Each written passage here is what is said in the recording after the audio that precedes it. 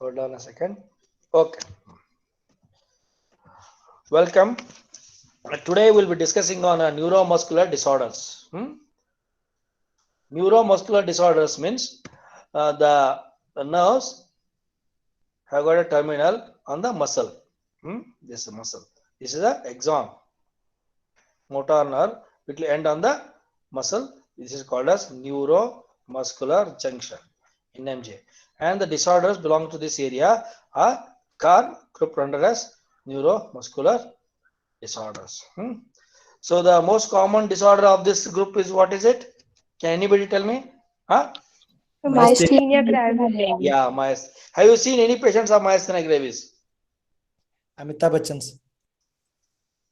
Amitabh Bachchan, he has? You never know. He must be having drug-induced myasthenia.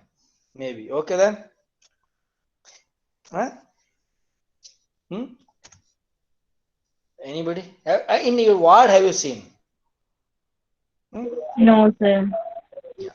So these usually patients will be there on OPD basis. If you focus on a OPD in medicine department, you can see myasthenia gravis patients because most of these patients are treated on OPD basis. Only when they get into complications, then they get admitted. Maybe intercurrent infections, the myasthenia get aggravated. Some other problem will be there. They'll come and get admitted. During that time, in the past history, you may get this myasthenia in the ward because you people focus on the ward. That's what I'm telling. That's how you can come across a patient of myasthenia, and you can pick it up from the drugs he's taking. If the patient is taking pyridostigmine, that is a sign that patient may be having myasthenia gravis in the past history. That's how you may come across. Okay, that is a part. Now, myasthenia gravis involves the skeletal muscles. It is what? Skeletal muscles, not smooth muscles. It involves skeletal muscles.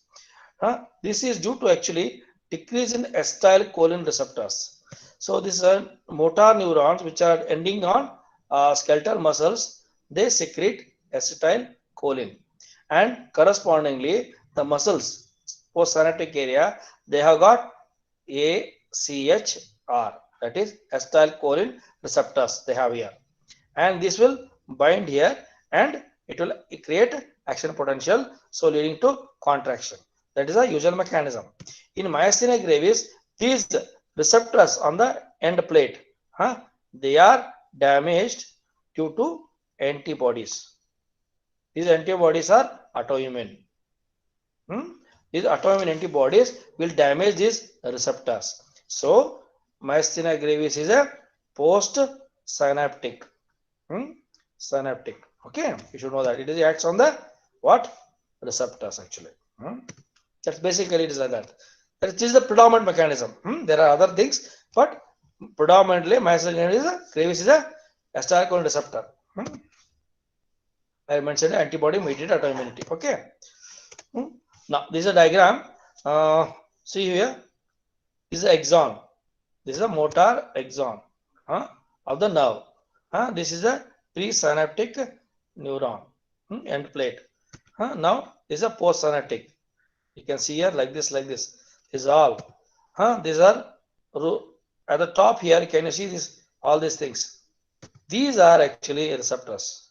The one at the peak of this clefts, there are receptors. These clefts are important for what is it? This is a free flow of fluid will be there like this. You can understand. This is a free flow of fluid is there. If these clefts are not there, the acetylcholine which is secreted will be washed away very fast. So these clefts are equally important for the storage of acetylcholine. Okay.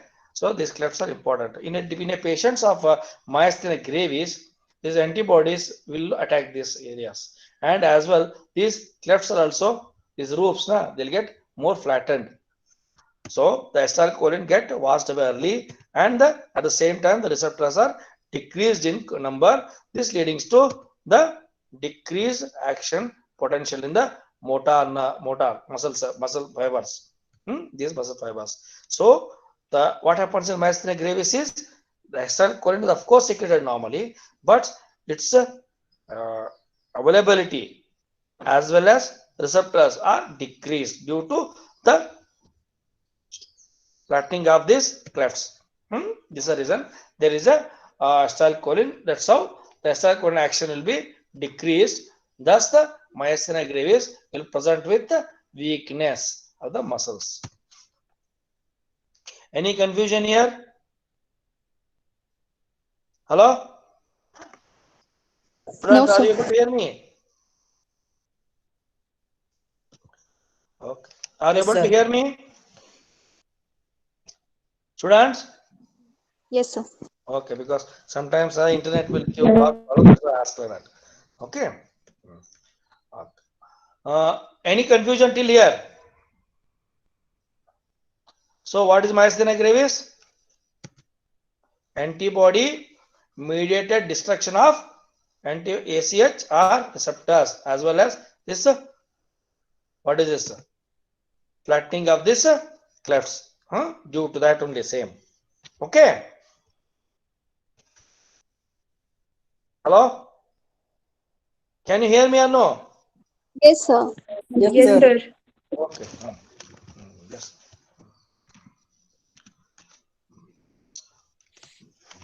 Now, neuromuscular junction, something about the action potential coming from in the axon will make the acetylcholine to be released from the presynaptic.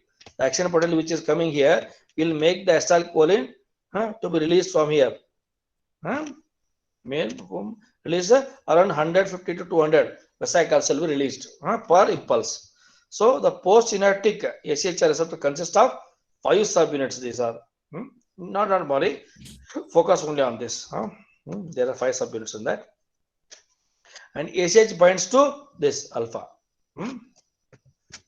subunits, and this leading to sodium entry into the cell. If sodium enters, the negative potential in the intracellular becomes more positive, and when it reaches the threshold, there is action potential.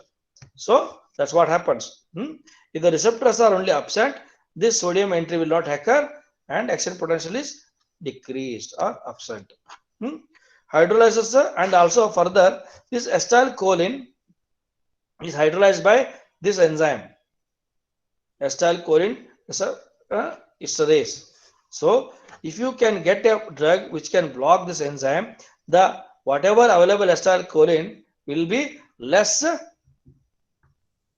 degraded, and it will make it itself available for the receptors. Although the number of receptors are less, the acetylcholine availability will increase, and it will make it more available for itself. As also I told you, there is a wash away due to the decrease in those clefts. Wash away. So that's why the acetylcholine esterase will give benefit in a patients of an acetylcholine esterase inhibitor. That is pyridostigmine. Will give benefit. That's how it gives benefit. So defects in myasthenia gravis. So there is what happens is there is a decrease in number of available acetylcholine esterase receptors. There is decrease in number. This is due to antibody destruction. These are, and also see, postsynaptic folds are flattened or simplified. So these are postsynaptic folds. These are more flattened. Okay. Okay. Now, although the CH is released normally, there is a small end page potential because of that. And further, there is a presynaptic rundown. That means if the repeated impulse comes now, if repeated impulse comes, its stimulation power of the muscle will decrease. That is a presynaptic rundown.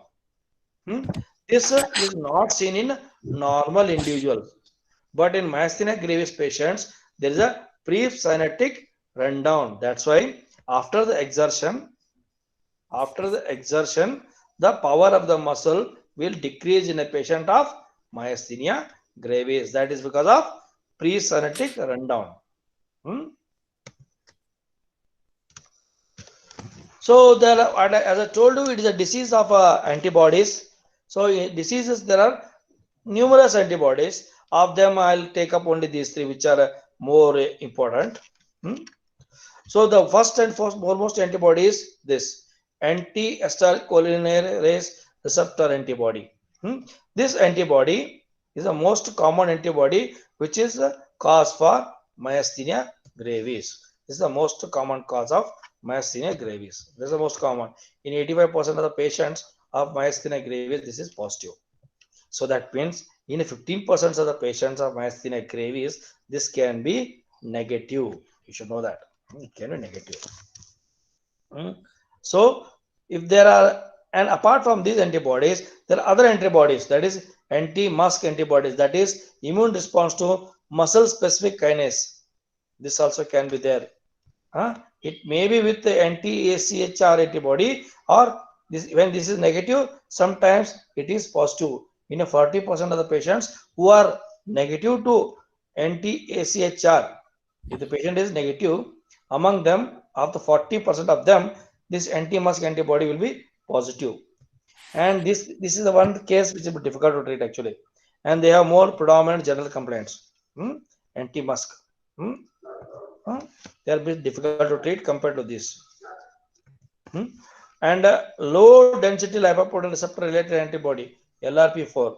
This is also antibody is important for clustering of these receptors like this.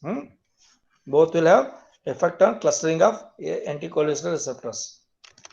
If there are antibodies related to this, the clustering or the number of receptors per area will be less. If these antibodies are there. So anti-AChR antibodies, what they do is accelerate the turnover of AChR. That means they will turn fast turnover means less availability, fast destruction, basically. It will reduce the availability less. Damage to the post-synaptic muscle membrane it will cause, and blockade of the active site by binding. So these antibodies will block the anticholinesterase receptors and block it off, and thus will reduce the chance for the action potential to induce the impulse on the motor muscle. Even hyperstimulation of the muscle fibers can worsen the power. Now, and there is some important relation between the thymus and myasthenia gravis. Actually, some people nowadays there is a recommendation of in a patient who have got a severe myasthenia gravis, they need to undergo thymectomy. I'll come to that when treatment I'm discussing.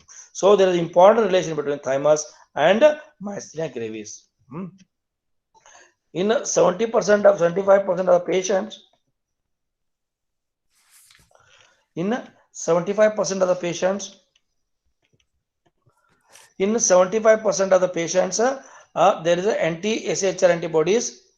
In 75% who have got anti-cholesterol receptor antibodies, there is a thymus is abnormal. Thymus is abnormal in 75% of them.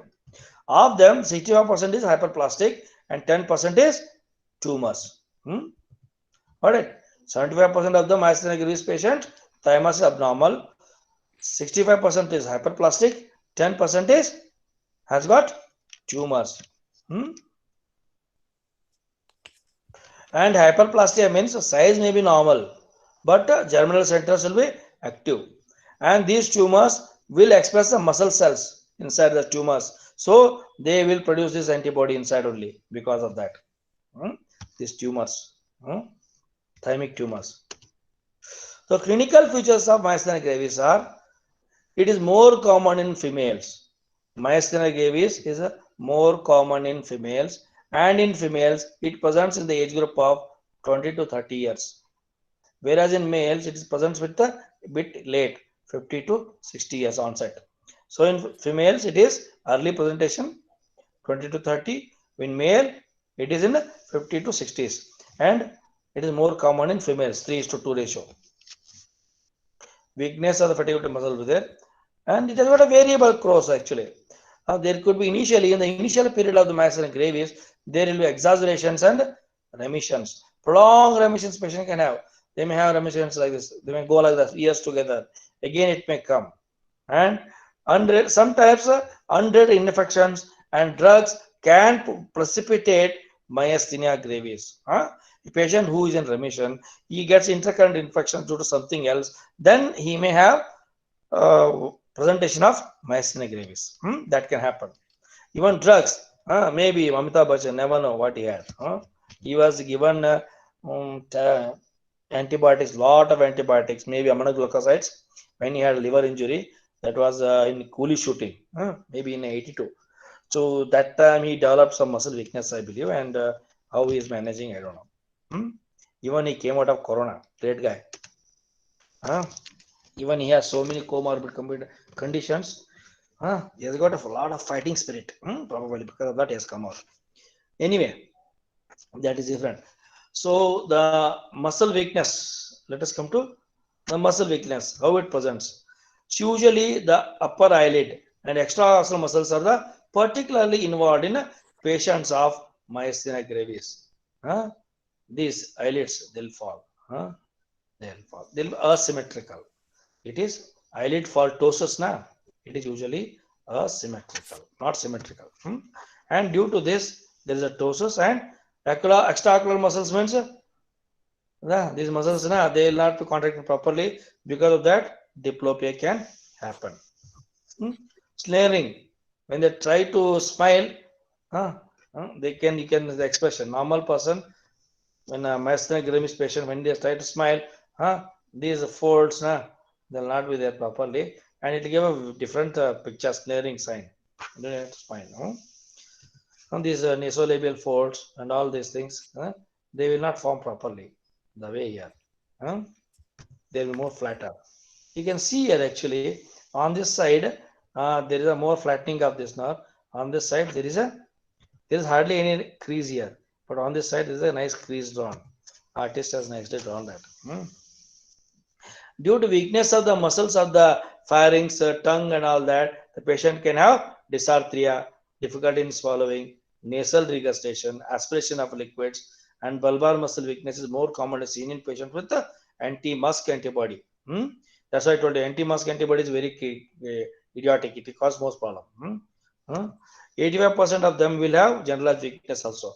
Apart from the cranial muscle involvement, 85% of the patients who have got a myasthenia gravis will have generalized weakness. One thing is, if the patient who has got myasthenia gravis initial period for 3 years consequently, if the myasthenia gravis is limited to extraocular muscles, then the chances it progresses to generalize is less. These people have got a very good prognosis. So if the first 3 years of the onset of myasthenia gravis, if it is limited to only the extraocular muscles, then the chances it progresses to the rest of the body is less. So if it involves the rest of the body, it involves the proximal muscles only, predominantly thigh muscles, pelvic muscles, shoulder muscles, and all that. So it can even cause respiratory failure. So one thing you should always remember is this DTR, deep tendon reflux. They are preserved here. This is a very favorite MCQ. A lot of MCQs which are revolving around the DTR in myasthenia gravis. They are a lot many times asked, twisting the same point in a multiple ways. They have asked a lot many times. So that's why you should know that deep tendon reflexes are preserved in a myasthenia gravis patient. You should know that. It is very important MCQ point of view. And also in exam, you always write this DTR preserved, bold, underline. They'll give 1 mark extra for that point. And it's same thing, 3 years and all that, if preserved, progress to less likely. So there is one test called as ice pack test. This is also one of the frequently asked MCQ. Ice pack test. What is it is, if you put a piece of ice on the eyelid, the weakness of that eyelid will improve. Because metabolism will come down. So ACHR, so quanta of ACHR will be more. So the patients will show improvement in myasthenia gravis symptoms of that eyelid. So local application of ice over the eyelid will improve the symptoms of the ptosis part. That you can use as a clinical bedside test. They can ask this as a short note, maybe even MCQ, whatever. These things, their MCQ has been asked on these things. ICE-PAC test, where it is done in myasthenia gravis, how it is done, and all that you should know. Antibody testing. So I told you antibody testing, I had discussed it. So the most common is this anti-SHR. If this antibody is positive, virtually it is diagnostic of myasthenia gravis. It is positive in only 85% of the patients. In 15% of the patients, it may be negative. But if it is negative, it doesn't mean that it is not myasthenia gravis. Still, it can be. In such patients, you have to look for anti-mask and or these other antibodies. Actually, in a patient who is a ACHR negative, of them 40%, that 50% is there, other 40% will have this muscle, this antibody. And this has got a more ominous prognosis compared to ACHR. So one thing, if the patient has got limited extraocular muscles, the environment, anti-mask will be negative. For example, imagine a patient who has got EOM, only extraocular muscle involved myasthenia gravis, and ACHR is negative. There is no point in asking for this test. Limited myasthenia gravis, if this is positive, diagnosed. But even if you do this, this will also come negative only. That means anti-mask is positive in systemic complaint patients only. That's what it means. Bulbar complaints, systemic complaints, such patient, anti-mask antibody will be positive. Limited myasthenia gravis, it is negative. So point in testing is not useful. So ectodiagnostic testing. So that is same thing, repetitive nerve stimulation. So anti-ACE medication should be stopped 6 to 12 hours before. If the patient is already on anticholinesterase enzyme inhibitors, that is a pyridostigmine, then it has to be stopped at least 6 hours, not 12 hours before. Then at the rate of 2 to 3 per second, stimulus of the nerve should be done, and action potential should be recorded in the concerned muscles. And if there is a reduction in the action potential more than 10% amplitude, then it suggests myasthenia gravis. Okay, electrodiagnostic testing it is. No, anticholinesterase test. How to do this? So this can be quite a short note on MCQs have been asked on this. So it inhibits the anticholinesterase enzyme. This anticholinesterase enzymes. So what are the drugs? Edroponem is used. This is an anticholine enzyme inhibitor. So here it has why it is used is because it has got a rapid onset. Within 30 seconds it starts acting, and 5 minutes it wears out. That's the reason it's good for testing. So end point is you have to select it properly. Whether you want to look for extraocular muscles, whether you want to look for speech improvement, the arm open, wide arm open, how long you could wait. Those things has to be programmed properly and kept as a pre-test, how much it was, like that. So post test you can compare. Otherwise, how will you know the response? So initially we give only 2 mg IV, and if there is a positive response, then it is positive. No, do not worry further. If there is a negative response, then go for a higher dose, 8 mg. Then look for the improvement. And if it is positive here, it is myasthenia gravis. If not, it is not. What are the side effects of hydroponium is nausea, diarrhea, fasciculations, and this one is important. Syncope and bradycardia it can cause.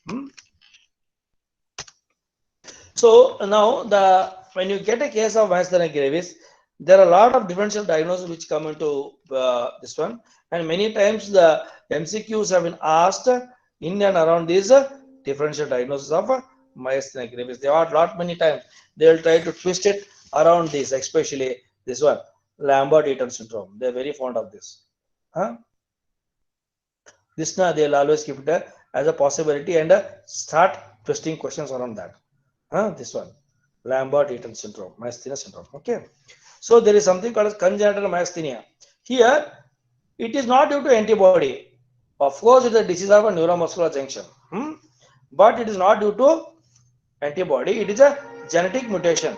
So the children will present less than in a pediatric age group only. You will get this congenital myasthenia.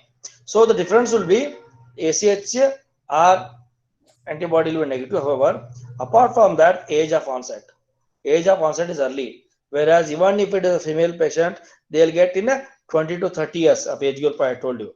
In pediatric age, if the patient gets myasthenia, then think it is a genetic induced NM junction disease, that is congenital myasthenia. And Amitabh Bachchan amlodipine idea, and procainamide, these drugs can also cause myasthenia. I don't know why he got myasthenia, just I'm telling, because it all happened following Coolina, that movie. So then I believe he must have received aminoglycoside. I don't know what all they have done there, or maybe something they must have diagnosed then. I don't know what has happened. Anyway, Lambert-Eaton's myasthenia syndrome, but he was anger. I don't know. Okay, then Lambert-Eaton myasthenia syndrome. It is also a type of. I'll come to this in detail. I got slides on that. And neurasthenia. It is a psychological problem. Okay. Hyperthyroidism, Graves' disease also can cause myasthenia, or it can worsen myasthenia. Botulism, I discussed in the last class. Intracranial mass. Intracranial mass causing ocular, extraocular muscle paralysis. So you can think, you may doubt it as a myasthenia, like that it is. Oculopharyngeal dystrophy, mitochondrial myopathies, these are all rare diseases. Sometimes MCQ have been asked on this. Just try to remember them. Okay. So we'll go to congenital myasthenia syndrome. I told you it is a genetic mutation. It is an alteration in the presynaptic nerve terminal.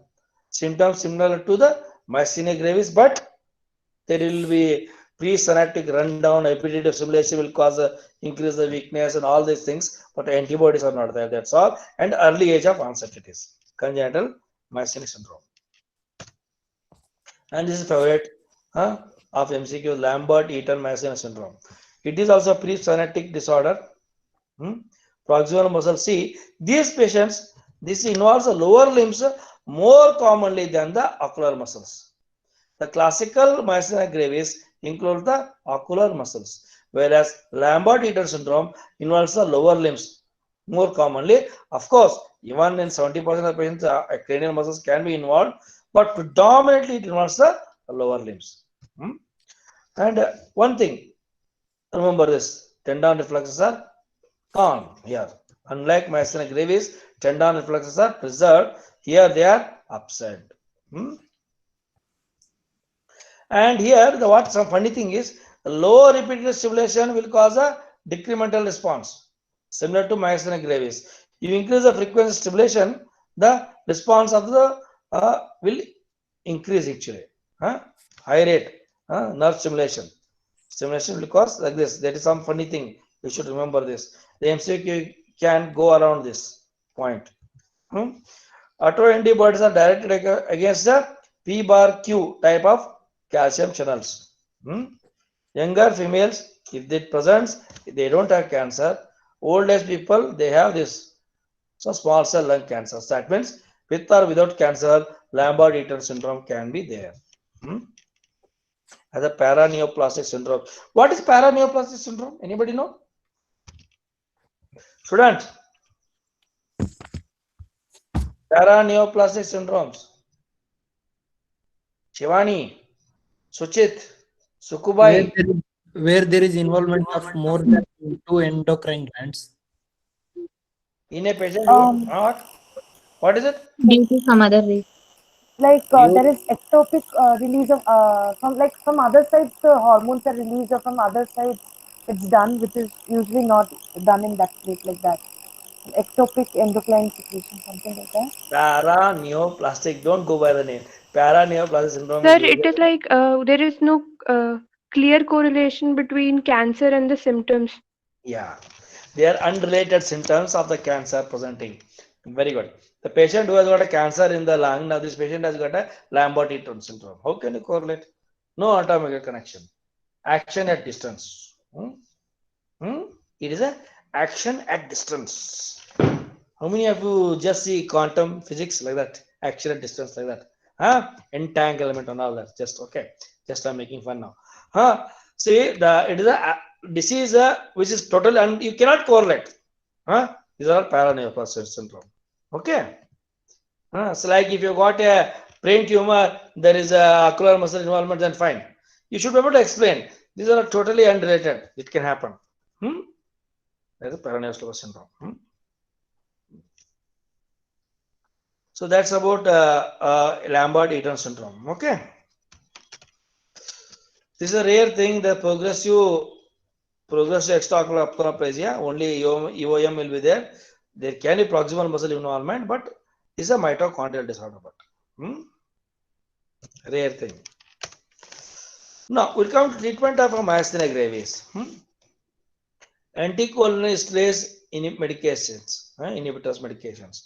The enzyme blockade. If you block the enzyme, ACH availability will increase, so the NM function will improve, the weakness can improve, like that. This is one of the commonest drug predominantly used and more useful in a patient who have got a limited EOM limited myasthenia gravis. Probably this will be sufficient. And especially if the anti-MuSK antibodies are there, then this is hard to treat with them. With these drugs, we'll have to go for this or this. This is not okay, at least this much has to be given. So a patient who is not sufficiently treated with anticholinesterase medications, immunosuppressive therapy, then thymectomy, plasmapheresis, IVIG. Where did I discuss this plasmapheresis and IVIG? Where did I discuss? What is this? Guillain-Barré syndrome. Guillain-Barré syndrome. Yeah, there also this is there.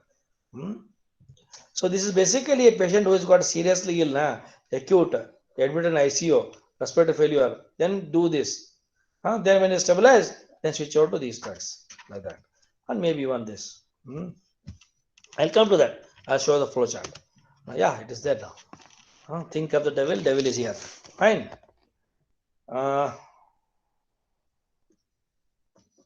Okay. Now you first have to confirm that there is a myasthenia gravis and nothing else.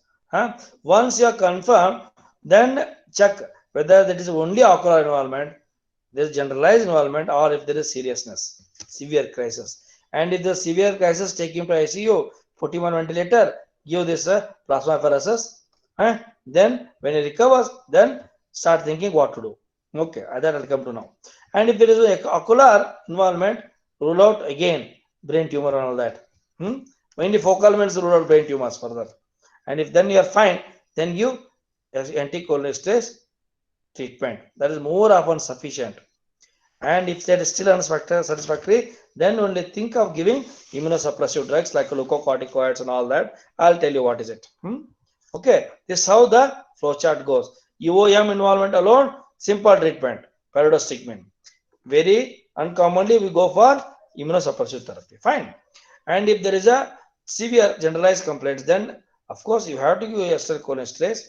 Then look for chances of thymectomy. If the patient is clinically fit to undergo thymectomy, then do it. And if the lungs are bad and all that, then don't do it. Okay, severe myasthenia gravis with a good fitness, surgical fitness, think of doing thymectomy. So thymectomy is indicated in a patient who has got a generalized severe generalized myasthenia gravis.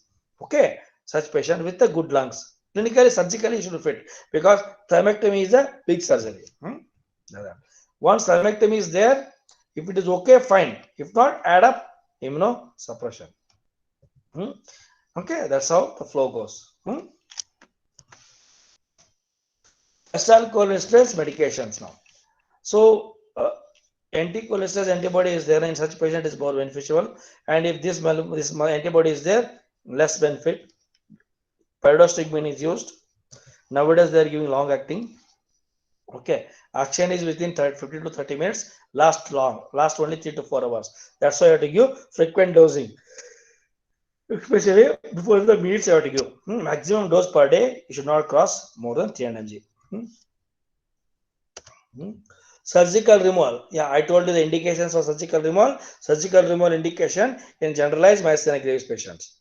Not well controlled along with the pyridostigmine. You have to think of thymectomy. So the recent trials definitely have shown there is a benefit in a patient who have got non-thymomatous AChR antibody positive patients who have got generalized myasthenia gravis.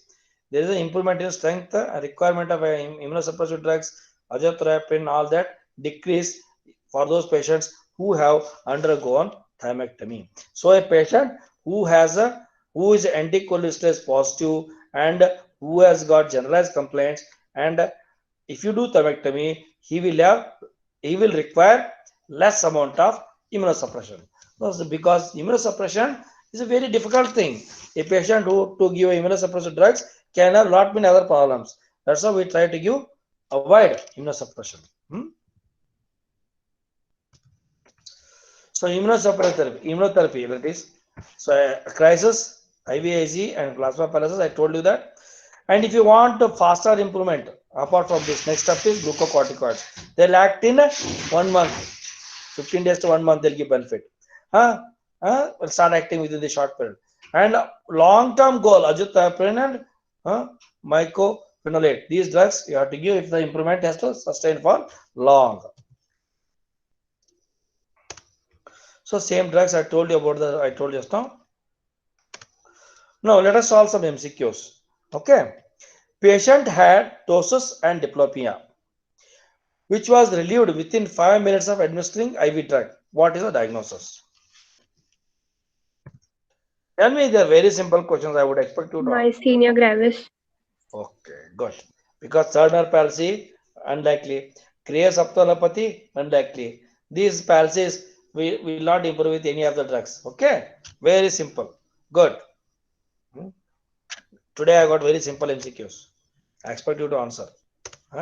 All are seen in myasthenia gravis patient except ptosis. Option two. Option D, dear. Yeah, very Second good, very good. Normal pupillary reflex will be there. Remember this. Okay, option DTR. What is not useful for diagnosis of myasthenia gravis? Anticoagulation receptor antibodies you want to check? Second option. No. You want to Option see for second. muscle specific antibody? This is anti-musk. Yes, sir. Hydropodium test, I told you this. And this test. So these are done. This is useless. This is the one answer. Okay. So all of the following tests must be done before treatment of myasthenia gravis. CT test you want to do, pulmonary function test you want to do, CRP, TSH. CT chest, sir. You don't want to do. I want to do. Actually, it's sorry. A question is accept. Typing mistake. Question is accept. Typing mistake. Now answer. Pulmonary function test. Pulmonary function test. CRP. CRP. Why not CRP, sir? Who think it is CRP? I mean, it's not inflammation. I don't know. I guess it's CRP. Why? CRP is the inflammatory marker. There is no inflammation. Yes, sir. That's what. There's no inflammation. So we don't You want want to to CT do. test because you want to look for thymoma.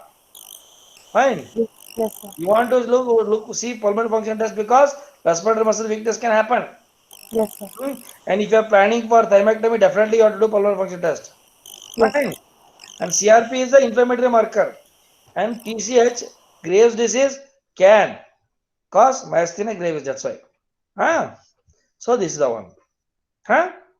Sir, one second, sir. This thymectomy, this thymus will undergo atrophy, no, sir?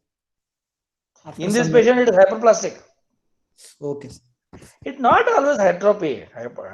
In the patients of myasthenia gravis, there is I told you now, in 75% of the patients of myasthenia gravis, thymus is abnormal. Of them, 65% are hyperplastic, 10% will have tumors. Most of them are benign, of course. Benign tumors. It won't be atrophy. That means, that got it. What is incorrect about myasthenia gravis? Symmetrical ptosis, dysphagia, normal DTR, thymectomy for generalized myasthenia gravis. What is incorrect? Option first option. First First option. Yeah. It is asymmetrical. Yes, They can give a picture, asymmetrical ptosis, dull phase, diagnosis they can ask. Okay, you can ask us questions. The following are true regarding myasthenia gravis, except thymoma and thymic hyperplasia is common. It is except thymoma or thymic hyperplasia is common. Antibodies to pre-synaptic voltage gated channels impair acetylcholine release. Bulbar weakness is especially predominant in MuSK antibody positive myasthenia. Plasmapheresis is useful in treatment of myasthenia gravis. What is except? The Second option. second option. Second option. Yeah, ideal post-synaptic problem, not pre-synaptic. In case of myasthenia gravis, CT shows mediastinal mass. It is mediastinal mass. I don't know. Mediastinal mass. The diagnosis is hylar lymph node, retrogoital goiter, retrosternal goiter, thymic hyperplasia, Thymic hyperplasia. Yeah, thymic hyperplasia. Sir, Yes. if this is correct, then why did we choose CT chest as exception to myasthenia gravis? The previous question. CRP you chose, na? Okay, sir. Okay, sorry. Actually, I thought you'll ask different question. Thymic hyperplasia, the patient usually will have normal sized what? Normal sized thymus. CT may not show anything.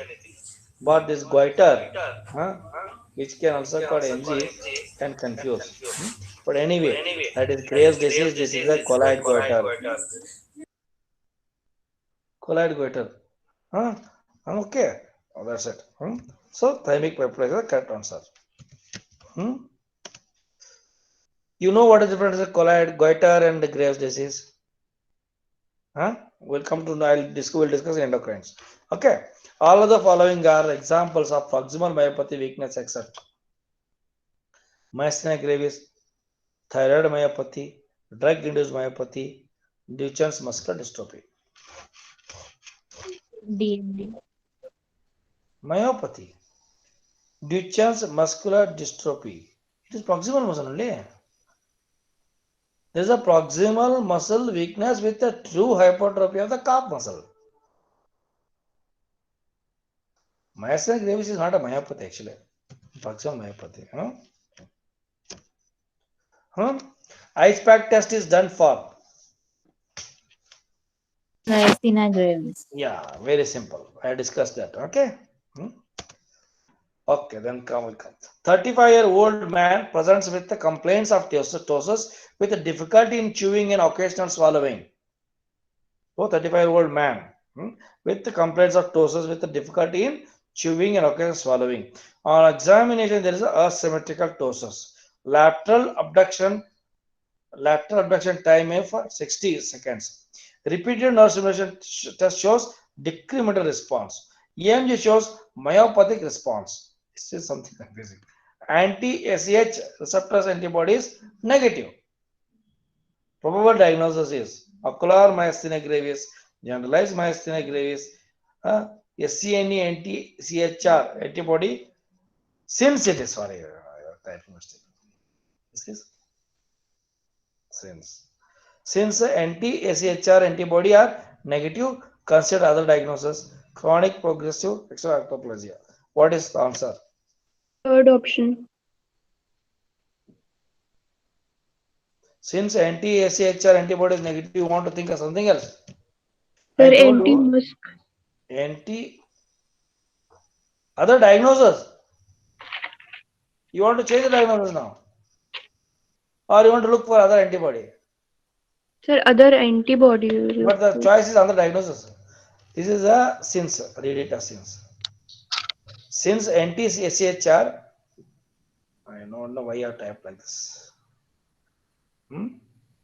Anti-CHR antibody are negative. Other diagnosis, no, you should not actually. Because in only 15% of patients of myasthenia gravis, anti-CHR antibody can be negative. Still it can be. There's so many things are there in favor. Still you bet on that only, but look, go for generalized myasthenia gravis. Of course, as you said, look for anti-musk because there is a generalized complaint is there. Look for anti-musk.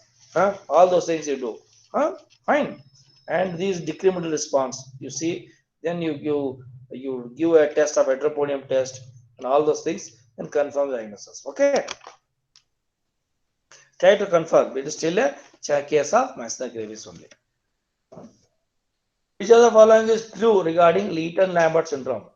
It commonly affects the ocular muscles. Is it? Neostigmine is a drug of choice for this syndrome. Repeated electrical stimuluses enhances muscle power in it.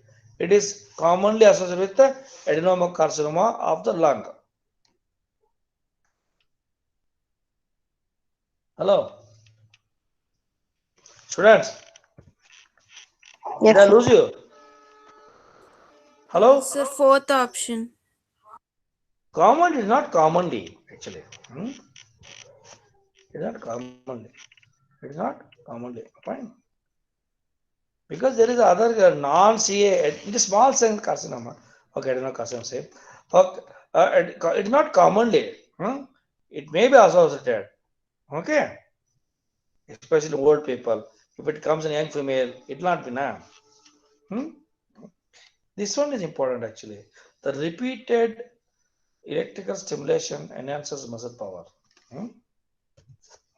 High frequency. Yeah, thank you, Slayer. Then, Sir, excuse me, sir. yes. Sir, I have a doubt, sir. In one question, you told that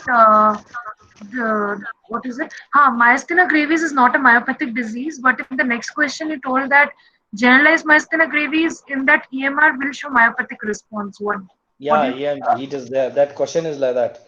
Yeah, I too had that confusion actually. It is not true myopathy at least. Maybe EMG will show that sign. Why they given it like that, I don't know. Even I have got that confusion. I tried to find out what is the problem with that MCQ. Probably there is a problem in the MCQ. It is not true myopathy anyway. It is a neuromuscular disorder. I'll find out and tell you why that question is like that arranged. Fine, next time. Anything? Anything?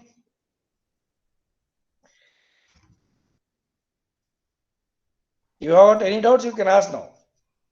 No, sir. Okay then, good night. And tomorrow, there are two classes. Forensic medicine and OBG. Fine? Yes, sir. Yes, sir. Okay, good night. Hold on, madam want to speak to you people. Students, just a second. Yes, ma'am.